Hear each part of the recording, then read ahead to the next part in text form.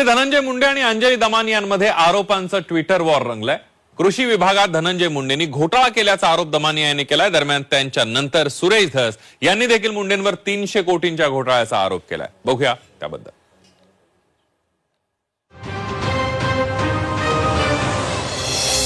धनंजय मुंडे दमानियांमध्ये आरोपांचं tweet war.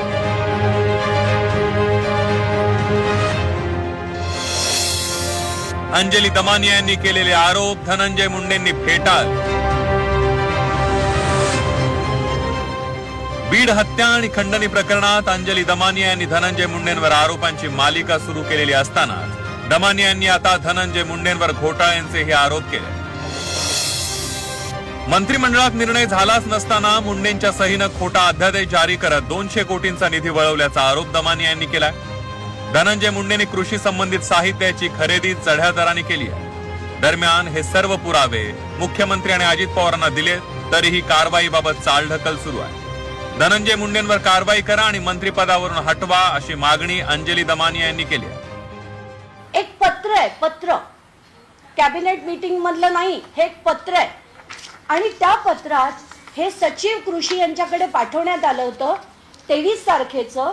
याच्यातले जे निर्णय झालेत, निर्णय नंबर 1 आणि निर्णय नंबर 2, निर्णय नंबर 2 आहे 500 कोटी अतिरिक्त निधी मिळावा, म्हणजे हे सगळं सोडून आणि एक 500 कोटी मिळावा असा होता।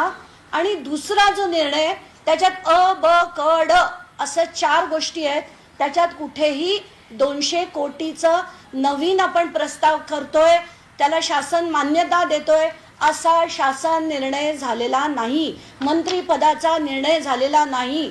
म्हणजे खोटं बोलून धनंजय मुंडे हे असं मांडतात, त्याच्यावर GR काढतात।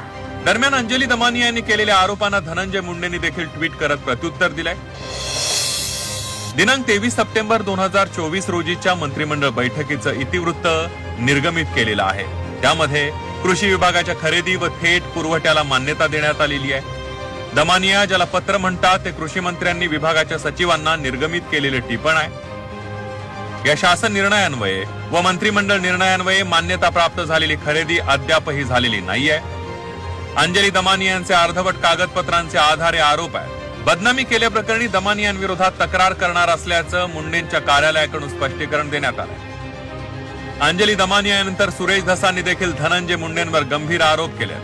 धनंजय मुंडेंच्या वरद हस्ताने कृषी खात्यात 300 कोटींचा घोटाळा झाल्याचा गंभीर आरोप सुरेश धस यांनी केला।